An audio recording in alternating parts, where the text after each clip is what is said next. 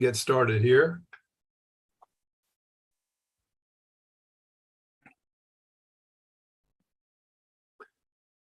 Welcome to the MU Extension Forage and Livestock Hour for August 11th.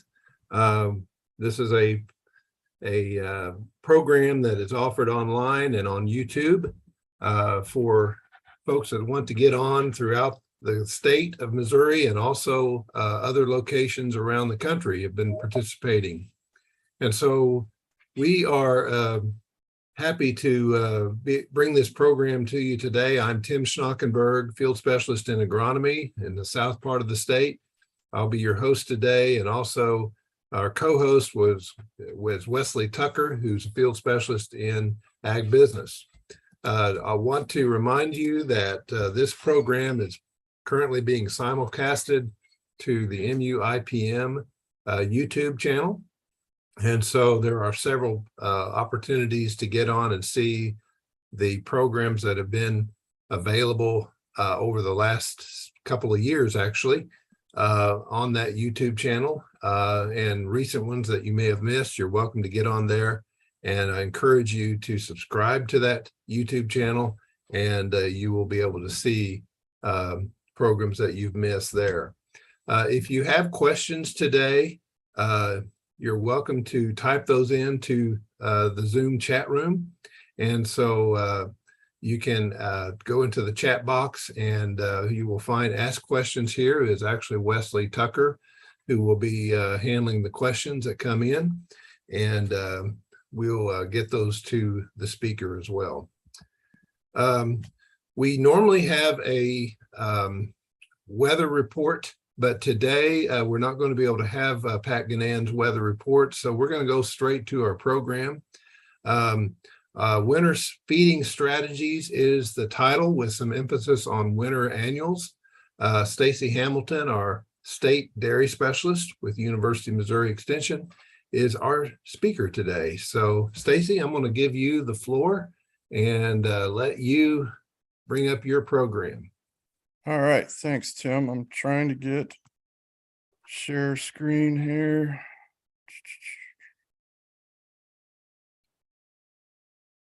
If I could find where it went. Here we go. All right, is that popping up, guys? Yes, just need to put it in presentation mode, and you'll be set. Yep. Now let me get a pointer up here.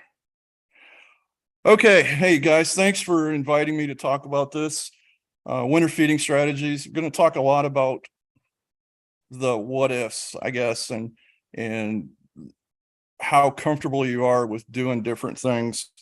And since Pat's not here, I brought up here's the 14-day outlook up to August 24th.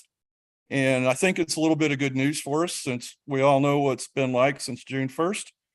Up to this point, we have caught a little bit of rain, but they're predicting we're going to be normal temps to below normal temps, and normal precipitation to above normal precipitation out to August 24th. So that's some good news, I think, for us, and leads into the next slide. None of this is what we're talking about, except one of the things is going to work unless it rains. And I think we all know that. So I just want to make sure everybody has a grasp of that. Okay. What I want to start off with is, let's make sure we have a strategy. Let's have a plan. And the first thing is, you need to understand yourself and how risk adverse are you. If you're the person like me that at night goes, I don't know whether I can sleep tonight because I don't know whether I'm going to be able to feed the cows in a month. If you're that type of person, then there's going to be an answer for you. If you're not, and you can accept a bit of risk, then there's some other options that we're going to talk about here in a bit. And the big thing is, don't overreact. Don't go sell your herd. Don't go do this and all that. Always come up with a plan and pencil things out. One of the things that I've talked to several of my guys, I work with the dairy guys, is do some calculations. What is your feed demand? What's your feed demand on a daily basis? What's a feed demand over a period of time? An example here, if you got 20 cows and you want them to eat 30 pounds of dry matter, that's 600-pound feed demand daily. Participants can now see your application. I don't know what that meant, Tim. I'm You guys- seeing it just fine. So I'd say Okay, continue. yeah, I had a message popped up. It said participants can see this. I'm like, have they not been able to see everything? I'm All right. seeing it fine. Okay, so we got 600 pounds daily of feed that we need, or if we're wanting to feed for 100 days, obviously that's going to be 60,000 pounds. That's how much total feed we're going to need to be able to give them, whether that's coming from commodities, coming from pasture, coming from stored forages. If you want to look at it from a pasture standpoint, if you got a stocking rate, that's SR, and you're 1 cow to 1 acre, which would be pretty particular for a dairy industry. And that means we need to grow 30 pounds of grass per acre per day to be able to meet that demand. If you're more like a beef guy and you're at a half a cow to the acre, then you need to be able to grow 15 pounds of grass per acre per day. So it just gives you an idea of where do I need to be so that you can make your plan.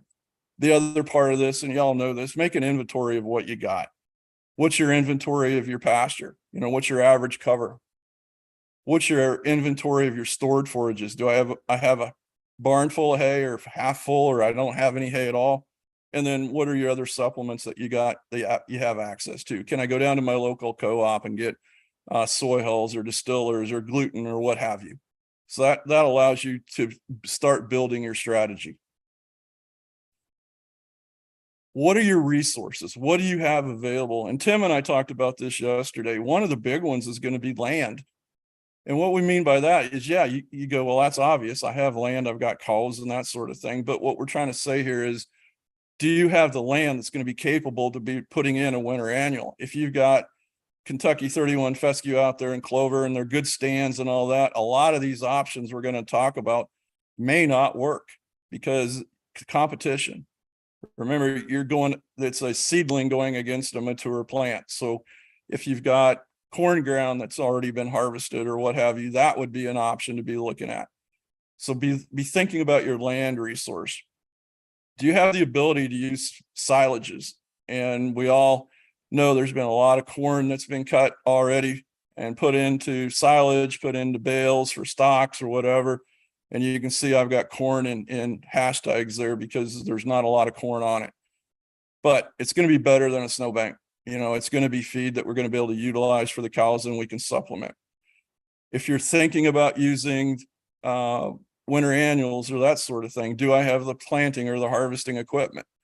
Do I have access to it? Can I rent it? That sort of thing. And one of the things I'm going to put out there is start sourcing your seed now or last week, because the rumors that I'm hearing is seed could potentially be very short in supply this year. A lot of cover crops are going in. So there's going to be competition on being able to source that seed. I've already tried to source some perennial ryegrass and they're telling me may not happen. So be thinking ahead and trying to get that in, getting that into your inventory. Options. All right. You've all heard this a million times for probably the last 3 or 4 weeks. Have you depopulated your herd? Have you looked at your open cows and sold them? Have you looked at your lower producers and moved them down the road? Make sure you got a productive animal on the farm that we're going to be probably having to feed some very expensive feeds going into them to carry them over. Again, if you're risk adverse or you're looking for that guaranteed feed, hay and silage are out there. This is more of a regional drought than a call it a state drought or even a national drought. It's a regional one. So that feed's out there. It's whether or not you want to pay for it. And what we're going to do as we go through this, I'm going to compare hay costs to the commodities. And we're going to pencil it out and start looking at, all right, how much can we afford to pay for hay if that's the direction we want to go? Should we be looking at planting annuals or should we be looking at applying nitrogen? Again, what's your risk adverse? What's our weather forecast going to be? And plan ahead for that next drought.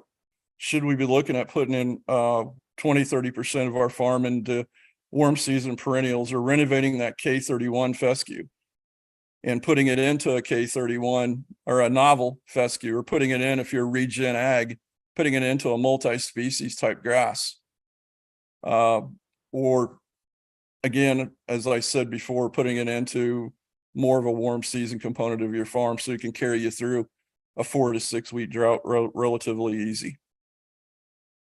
All right. I got to move this thing because I can't see. All right. So what I did, this is not an exhaustive list, but it gives you some of the basics: the turnips, radishes, oats, annual ryegrass, cereal rye, wheat, winter peas, and then a nitrogen application. And then some different types of seeding rates for the forages that we're looking at. I called around and got a price on what these seeds potentially are going to cost us this fall. And I put a flat rate of $15 per acre to plant, with nitrogen application. Again, we're going to need to put N down. Nitrogen locally for me is $1.12 for Super U. So that's the cost that I've got there for the nitrogen.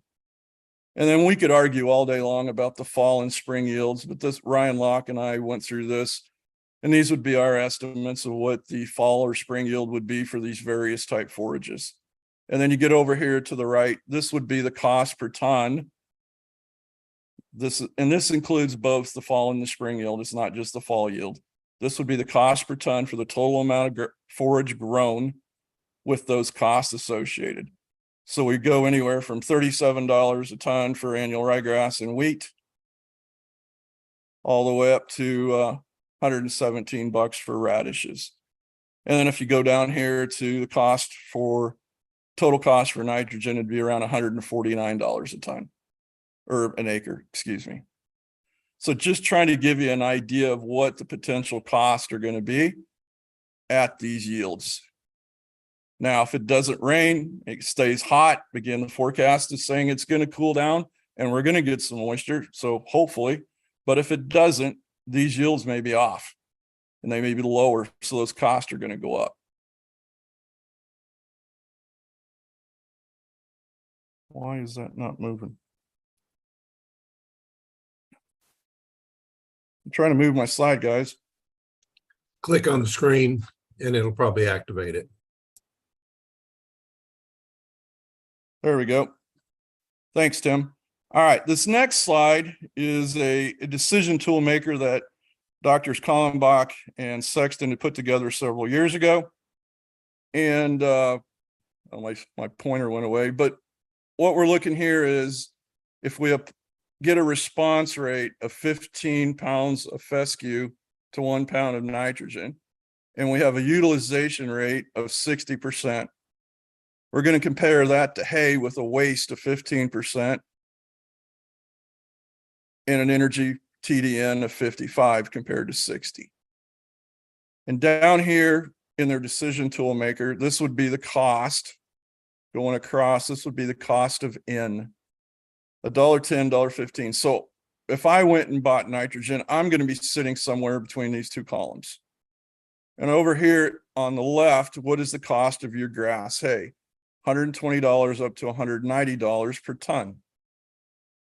This decision maker at 60% utilization suggests you can pay up to $160, $170 a ton for your grass hay.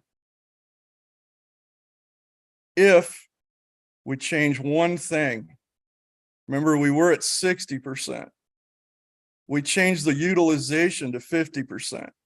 In other words, we're not managing our stockpiled fescue. We're just kicking the cows out onto the pasture. We're not strip grazing. And if we're just kicking them out, I would suggest we're not even going to be at 50%. We'll be in the mid 30s. But I wanted to show just a 10% change in management of utilization. Again, $1.10, $1.15. I sit somewhere in here at $1.12. It's saying you can spend up to over $190 a ton when you compare that to stockpiled fescue using nitrogen. So I'm just trying to show the value of what we're talking about here. All right. So we continue on. This is a different one that Dr. Barry Stevens had put together several years ago called FeedVal. And what it does, again, this was taken on, I did this on August 4th, so a few days out. So the prices may have changed, but it reaches out and it grabs the price of corn, price of bean meal, and the price of limestone and die-cal. And it says, this is the value of these products for energy, protein, calcium, and phos. This program, FeedVal, and it will give you a list of forages for dairy quality alfalfa, all the way down here to what we would probably be looking at grass mid-maturity, grass very mature, greater than 60% NDF. So some pretty poor hay. And it's suggesting, based on the value of what we have to pay for corn and soybean meal, you can pay up to $197 a ton for the poor quality hay, up to $220 a ton for a little better quality hay. So a little bit, this is an interesting concept, but it's showing what based on the value of what's protein, energy, some of the minerals, this is what's in these hays. Okay, so one of the things also I've been getting questions about is, well, you can find hay, but it's going to cost us a lot of money to get us here. And that answer is true. But what I wanted to show here is that if our hauling cost is $5.50 a loaded mile, and we can put 30 bales on a load, and we're going to pay $80 a bale. And we travel 100, these would be the miles over here. Based on the weight of your bales, if you only are getting 1,000-pound bales, you can go out to about 100 miles. There's your $200. If you're getting 1,250-pound bales, we can go out 200 to 300 miles. And if you got the bigger bales, 1,500, you can go out to about 400 miles.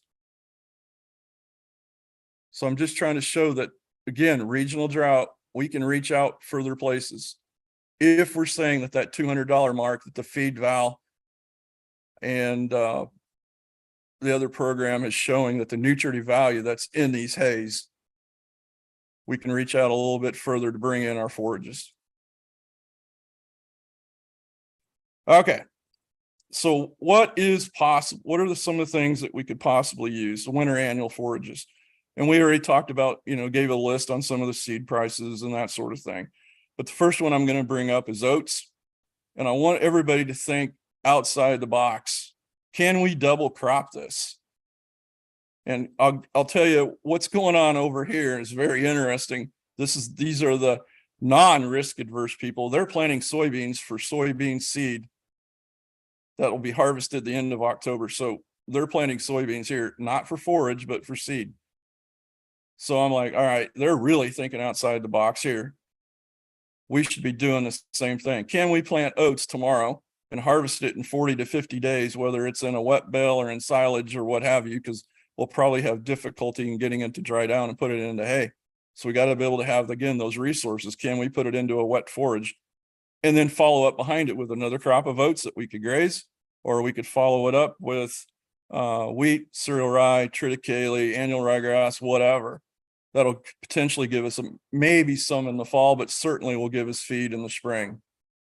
And again, other ones we could look at, the barleys, the cereal rye and wheats, the turnips and radishes. And the big thing is can we mix and match? One of the dairies that I work with in southern Georgia uses a mix of oats, cereal rye, and annual ryegrass. And he essentially grazes through his oats, and by the time he's through his oats, his cereal rye is ready to graze. He grazes through the cereal rye, and come springtime, he's into his annual ryegrass. And then he follows that up with crabgrass or millet. So again, think outside the box. Can we mix and match to try to get us more days? That's what we're looking for, is more days of grazing. So the winter annual recommendations, you got your oats at 70, cereal rye at 100 pounds wheat, just giving you the idea of what potential seeding rates may be. You're going to want to put on about 60 to 80 pounds of nitrogen per acre at the planting. Start thinking about grazing at 6 to 8 inches. Again, depends on, your situation. Oats are probably going to winter kill. So it's going to be a one-time deal. So get them grazed off by January 1st and try to leave a residual behind of about 3 inches so that you can get regrowth on those other winter forages. Okay, the turnips, the rapes, the brassicas, others, these would be the recommendations. I just use the radish and the turnips. Again, the nitrogen rate. Remember, they're probably not going to make it through the winter either if we have a cold winter. You can see on the picture to the left where it had a hard killing freeze and it just will start to melt. So we want to have them grazed off. They're going to be a fall forage that we're looking for. You're going to want to strip graze these because we do have potential metabolic issues with these, with bloat, potentially acidosis. So you're going to want to allow these cows so many pounds per day or so many hours. You're going to have to sort that out. But again, you just can't kick them out into a pure stand of these because you can have some metabolic issues. And the big thing I wanted to put across here is how sensitive these brassicas are to planting date. This is some data out of Colorado with turnips, rape, radish, and Swedes. And if you look at the first planting date, which would have been for them in Colorado, was around the first part of August, even late July. And they had some really good, significant yields, 6,000 pounds, 8,000 pounds per acre. But 2.5 weeks later, when they showed a different seeding date, essentially the yields of these brassicas were cut in half. And I think if you talk to the row crop guys that fly on cover crops of these, they may tell you some of the same things. Or the guys around here will tell me that. They go, yeah, if we don't have it on already, we don't get a lot of tonnage coming into our cover crops when we fly it onto our corn.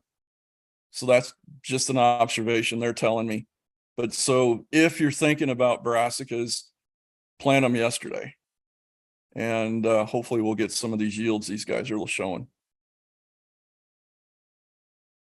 So lastly, I just want to say, make sure you have a plan and figure out where you sit on that spectrum of risk. And if you're not trusting the nitrogen and you're not trusting the planting of winter annuals, then I think your options pretty much going to be you need to go find the hay, but you got to pencil it out to make sure it makes sense for your farm. And be looking at what commodities you have available. You can, like essentially what I'm doing right now, I feed my cows about 10 pounds of soy hulls every other day, trying to stretch out my hay. I am going to plant some winter annuals on some fields that are played out. And I probably will put down nitrogen on the paddocks that have good stands of fescue. If they're below good, they're not getting nitrogen. If they're good or above, then I will probably put on 60, 70 units of N. So come up with a plan. It doesn't have to be all or nothing. Come up with a plan that mixes and matches so that you can try to get more days of grazing of the cheaper feed, but also have that where you can sleep at night knowing I've got feed for my cows down the road. So I just threw up here, there's some links that if anybody wanted to go back and look at from extension sites, there's probably others that Tim or Wesley can add on to that. These are the ones that I could find. And just wanted to throw those up there for anybody's use. And Tim, the last slide, just to remind everybody of what we came through. This is data coming from Southwest Center in Mount Vernon, starting on June 1 and taking it out to August 4th. And you can, down below, it kind of gives a synopsis. We had 24 out of 65 days over 95 degrees, and we only had 2 significant rainfalls. And one was at 0.79 inches, and I think the other one on August 4th was 0.8. So we had some rough days, and that's why our pastures are looking like they're looking. So I'll open it up for any questions. Thank you, Stacey. Great presentation. And there's no doubt that the effects of the drought are going to continue, even though some of us have had a little more rain lately. you've put a lot of emphasis on buying hay, and certainly this year, in some cases, it's good to have that reassurance that you're going to have something to feed this winter if we don't get rain this fall. So appreciate your comments. Wesley, are there any questions that have come up? So there's a couple of questions that have come in. Stacey, one of the questions, you mentioned the metabolic issues with brassicas. So someone asked, do you usually recommend including rye with the brassicas to try to address some of that? Yeah, absolutely. You could add in any of the winter annual grasses, call them, the wheat, cereal, rye, even oats. That can help with the bloat issue. With the acidosis that we potentially see, maybe not so much. Remember, these are really lush forages that we're going to be going into. And we've actually had acidosis occur with straight oats or straight wheat because we were grazing such lush forage. Remember this, I'm coming from a dairy perspective. So from the beef, maybe that may not happen because they're going on maybe a little bit more mature feed than we would with the dairy. But yeah, absolutely. I'd be looking at it. If you wanted to mix in a winter annual grass, I think it will help. There was another question that came in.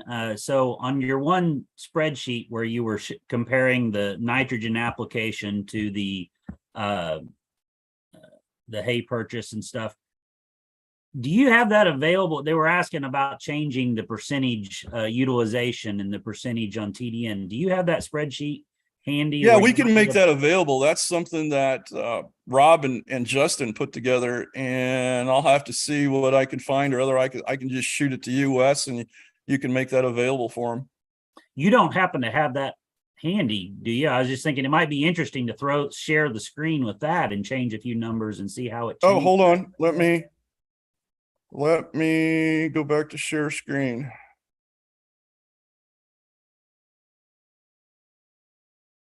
Oh, let me find, let me find the other one. Sorry.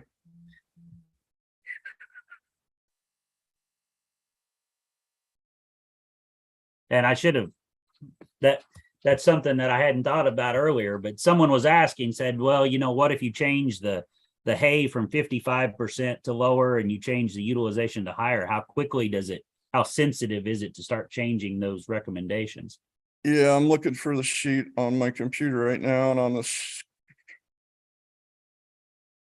the share, it's not showing. While he's looking for that, I would suggest if anyone else has any other questions as well, to be dropping them in the chat.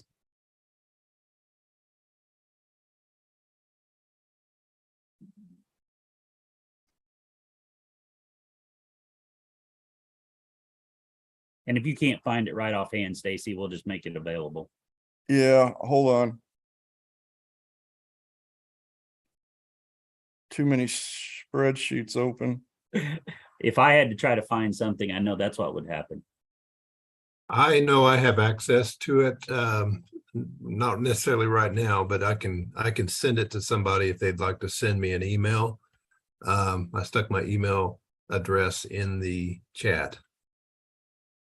Okay, hold on. I think I found it. Now I got to figure out how to get it shared.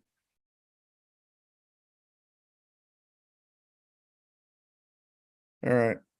Can you see that? Yep. Okay. We sure can. Yep. Tell me what you want me to do, Wes. So what if you change the TDN of the hay to 50%? All right. I am not tech savvy. It's not letting me change anything in the share screen. Oh, I hadn't thought about that. It won't, because you're over in the Excel spreadsheet. Well, I was just thinking it would be interesting to change the TDN on the hay to 50% because we may not be buying high quality stuff at this point, and change the utilization to 70% and see if that quickly changed the mix or not. So you want to change the TDN on the hay to 50%. Yep. And the utilization to 70? Yep. And just see if it changes the mix very much. All right, hold on.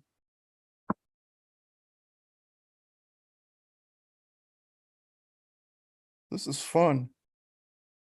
Well, it'd also be interesting, you know, then you can play with what if I get 20 pounds of dry matter instead. So I don't know if you can see it, but I changed your use to 70 and your TDN to 50. And at my cost, 170, 180.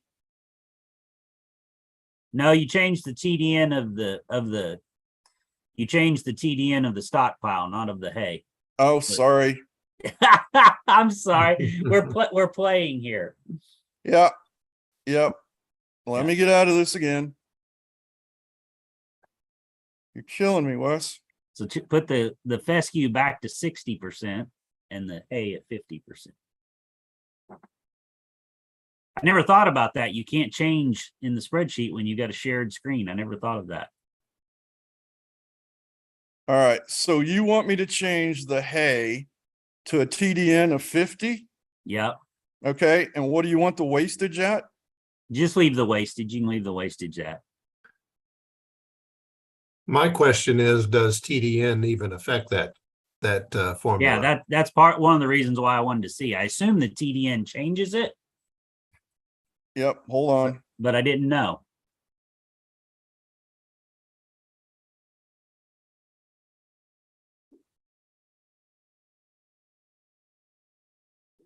So it did. It looks like it took it. It said fertilize below 160 or above 160. So it is factoring in the change in TDN and the change in utilization. Yeah. And you could also change the pounds of forage per unit of N if you think you're going to get more than 15 pounds of dry matter. Yeah, you could put whatever pound of forage. So do one more thing for me, just real quick. Go change the use percentage, the percentage utilization to 70%. Let's see if it changes that drastically. Okay. And basically 70% utilization is equivalent to strip grazing. Yeah, fairly intensive strip grazing. Yeah. Okay. Hold on.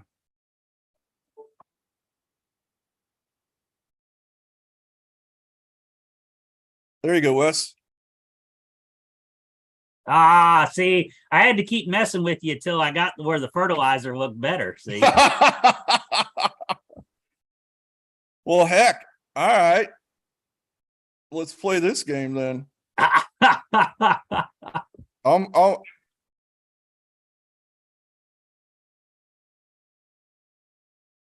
You're going to love this one, Wes. You're going to change the waste or something? Nope. I'm going to make you feel really good. I said you get 20 pounds of grass to 1 unit of N. Yeah. And in some falls, that is possible, according to Ryan Locke's research. Depends on how much moisture we get. In some cases, we could get more than that. Well, and that's Ryan and I, we argued over this for a week on how to present it. And I asked Ryan, I said, how many falls in the last 10 have we gotten your response rates that you got in your research? And he goes, not very many. I said, there you go.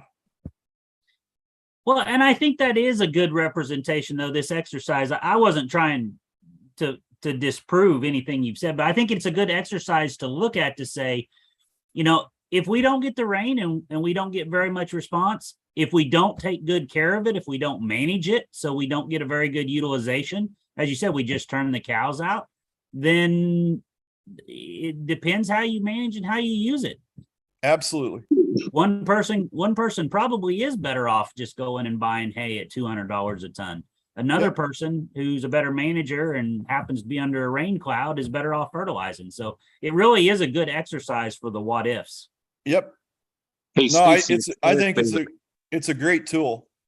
It's Stacey and Wesley. I'm not sure if you're able to hear me. This is John Lorion.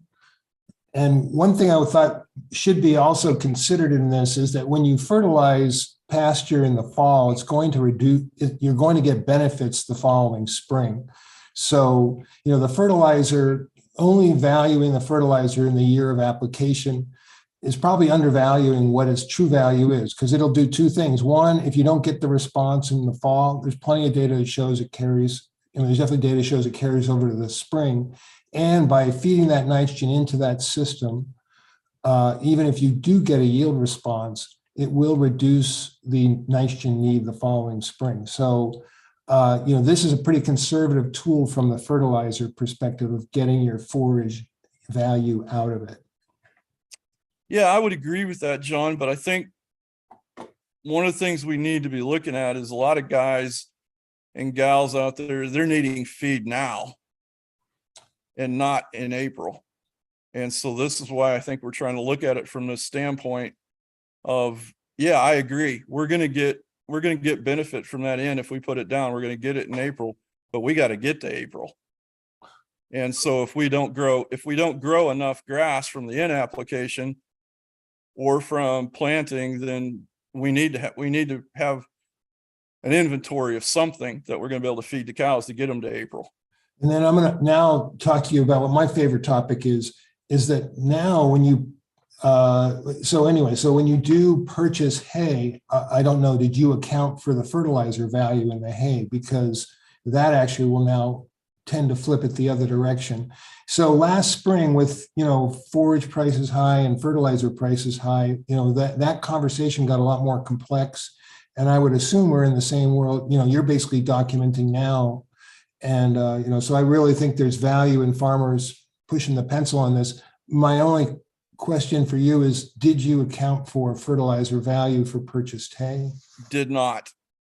So that would have a heavy thumb on the influence of pushing this back towards, back towards purchasing hay.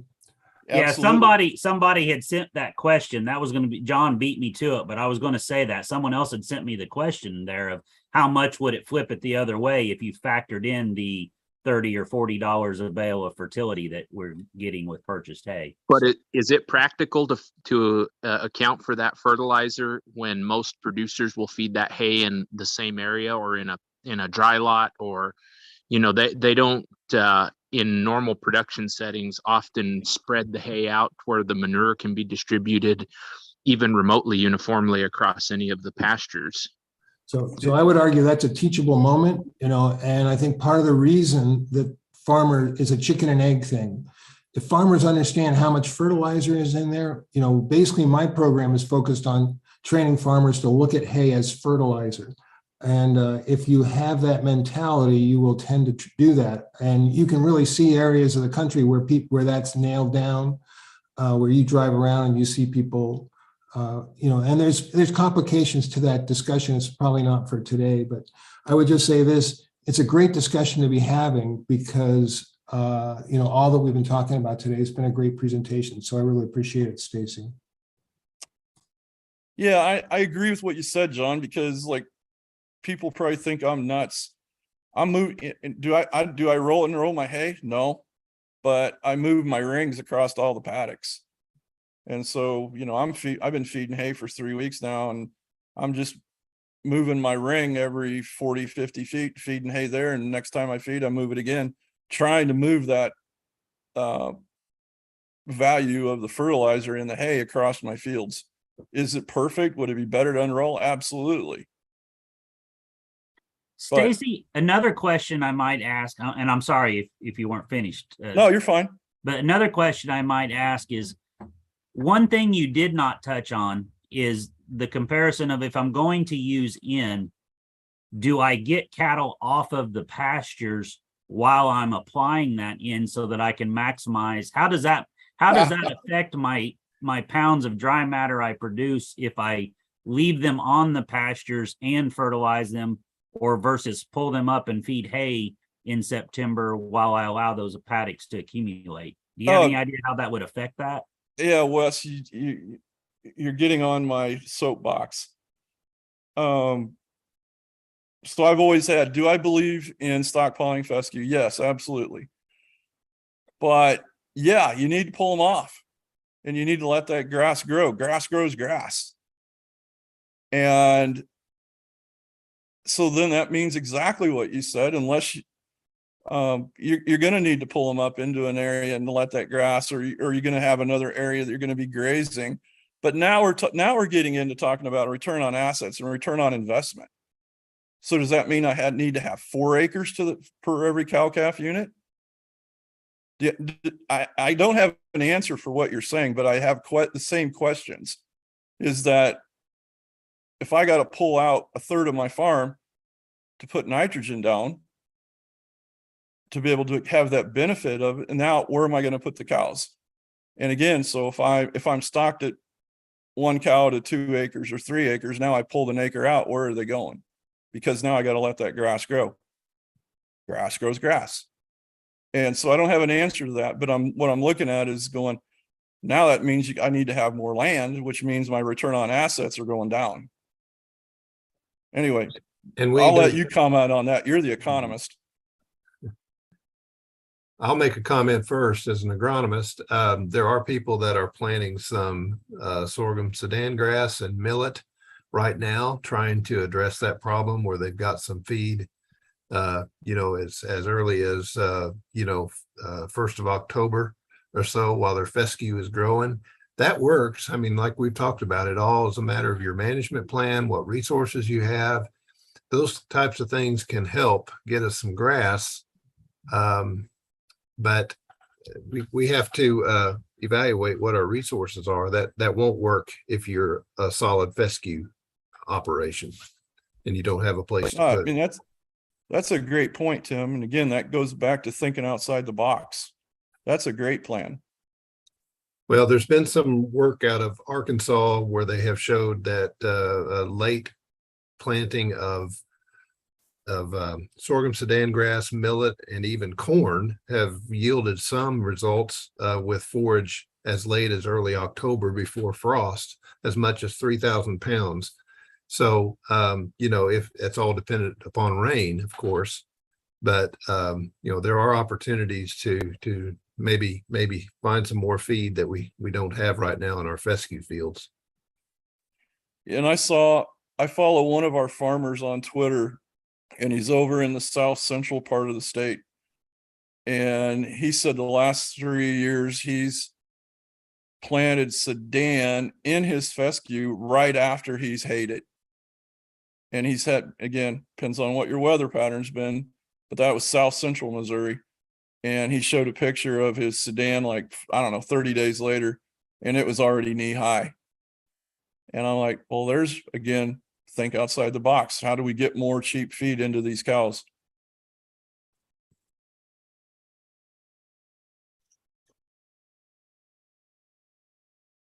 Wesley, do we have any more questions to address? No, I don't have any other questions that come in. And Stacey, sorry to make you pull that up, but I think that's been a great exercise to play and say that if you do one thing, it'll flip it more one direction. If you do another thing, it'll flip it another direction. So I think we'll try to make that tool available for folks. I think that's been a really good exercise. Thanks, Stacey. You betcha. Okay. Can you hear me okay? Yep. All right. Just want to point out that we have a lot of different topics on our MU IPM YouTube channel. So I encourage you to go to this website, subscribe to it. You can also sign up at our MU IPM website to get notifications of upcoming programs. So encourage you to do that. The next upcoming Forage Livestock Hour meeting will be August the 25th. We will be addressing calf weaning in times of drought. So very big topic right now. When we're trying to thin down the herd, when do we wean? How do we go about it? Dr. Eric Bailey, who will be participating and giving a presentation on that topic. And I also want to encourage people to be involved in the drought recovery meetings because there are several that are being out there right now. These are the ones that I was aware of as of 9 o'clock this morning. Although I have heard that there are others around the state, particularly in the south side of the state. There's one going on this evening, I know in Waynesville. There will be two in Springfield and Mount Vernon on August the 17th. one in Lebanon on August the 19th and one in Nevada on August 22nd. And I understand that there are also some scheduled for South Central Missouri that I haven't seen the records of at this point, but check with your local field specialist to find out when and where those will be. We're going to be addressing a variety of topics, anything from fall forage alternatives, culling the herd, early weaning, nitrate and prussic acid concerns, market outlook, pricing stored forages, a whole host of things that people are asking about right now, that even though we have some moisture coming back in parts of the state, we are still going to be addressing some of the effects of the drought as we go into the fall and winter. So check out our drought resources page at extension.missouri.edu. If you go to that website, you can get directly into that drought resource page as well.